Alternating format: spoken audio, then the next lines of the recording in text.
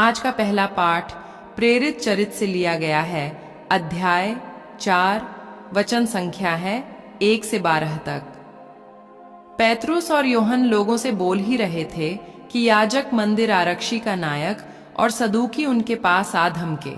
वे क्रुद्ध थे क्योंकि प्रेरित जनता को शिक्षा दे रहे थे और ईसा का उदाहरण देकर मृतकों के पुनरुत्थान का प्रचार कर रहे थे। संध्या हो चली थी, इसलिए उन्होंने उनको गिरफ्तार कर रात भर के लिए बंदी गृह में डाल दिया। जिन्होंने उनका प्रवचन सुना था उनमें बहुतों ने विश्वास किया। पुरुषों की संख्या अब लगभग 5000 तक पहुंच गई। दूसरे दिन यरूशलेम में शासकों, नेताओं और शास्त्रियों की सभा हुई। प्रधान याजक अन्नस, कैफस, यूहन्ना, सिकंदर और महायाजक वर्ग के सभी सदस्य वहां उपस्थित थे। वे पैतरुस तथा यूहन्ना को बीच में खड़ा कर इस प्रकार उनसे पूछताछ करने लगे, तुम लोगों ने किस सामर्थ्य से या किसके नाम पर यह काम किया है?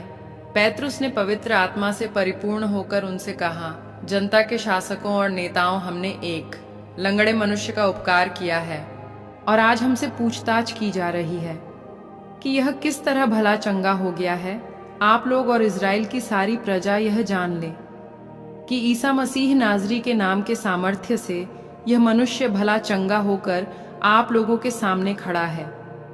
आप लोगों ने उन्हें क्रूस पर चढ़ा दिया, किंतु ईश्वर ने उन्हें मृतकों में से पुनर्जीवित किया। वह वही पत्थर है जिसे आप कारीगरों ने निकाल दिया था और जो कोने का पत्थर बन गया है। किसी दूसरे व्यक्ति द्वारा मुक्ति नहीं मिल सकती, क्योंकि समस्त संसार में ईसा नाम के सिवा मनुष्यों को कोई दूसरा नाम नहीं दिया गया है जिसके द्वारा हमें मुक्ति मिल सकती है। यह प्रभु की वाणी है। आज का सुसमाचार यूहन्ना के पत्र से लिया गया है। अध्याय 21, वचन संख्या है 1 से 14 तक। बाद में ईसा तिबेरियस के समुद्र के पास अपने शिष्यों को फिर दिखाई दिए।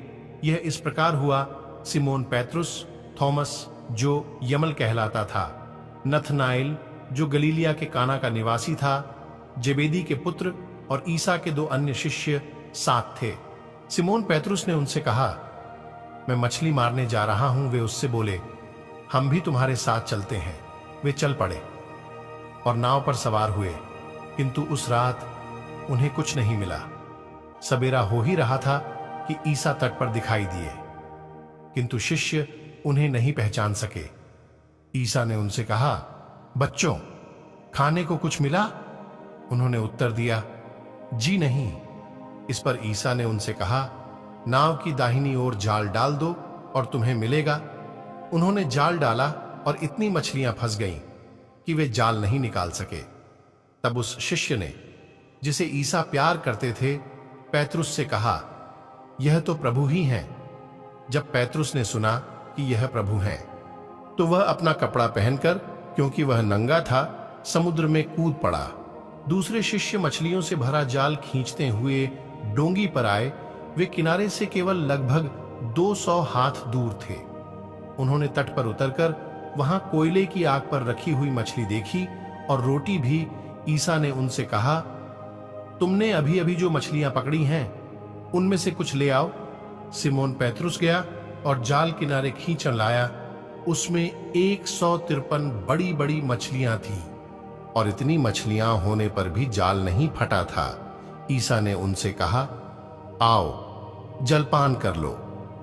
शिष्यों में किसी को भी ईसा से यह पूछने का साहस नहीं हुआ कि आप कौन हैं। वे जानते थे कि वह प्रभु हैं। ईसा अब पास आए, उन्होंने रोटी लेकर उन्हें दी और इसी तरह मछली भी। इस प्रकार ईसा मृतकों में से जी उठने के बाद तीसरी बार अपने शिष्यों के सामने प्रकट हुए। यह प्रभु का पवित्र सुसमाचार है। मनन चिंतन। प्रिय भाइयों बहनों, आइए हम सभी आज के वचन पर चिंतन करें। पैतरुस और यूहन्ना के कार्यों को देखकर कुछ सदूकी उन पर क्रुद्ध हो गए। वे उन्हें बंदी गृह में डाल देते हैं, लेकिन फिर भी वे हताश नहीं होते, बल्कि और अधिक उत्साह से प्रभु यीशु के बारे में प्रवचन देते हैं। बहुत से लोगों ने उनकी बातों पर विश्वास किया। पैतरुस पवित्र आत्मा से परिपूर्ण होकर बोलने लगा, किसी दूसरे द्वारा मुक्ति नहीं मिल सकती, क्योंकि समस्त संसार में यीशु नाम के सिवा मनुष्यों को कोई दूसरा नाम नहीं दिया गया है जिसके द्वारा हमें मुक्ति मिल सकती है। शिष्य लोग यीशु की मृत्यु के बाद अपने अपने व्यवसाय में जुट जाते हैं। अधिकतर मछुआरे थे, इसलिए वे मछलियां पकड़ने चले जाते हैं। यीशु उन्हें समुद्र के पास दिखाई देते हैं। वे फिर से उन्हें पहचानने में असमर्थ थे। वे प्रभु के आदेश पर जाल डालते हैं और बहुत मछलियां जाल में फंस जाती हैं। उसके बाद यीशु ने उनके साथ भोजन किया। क्या हम मुक्ति पाने के लिए तैयार हैं? क्या हम प्रभु पर विश्वास करते हैं? क्या हम रोज बाइबल वचन सुनते हैं? आइए हम प्रभु के आदेश अनुसार जीवन जिए।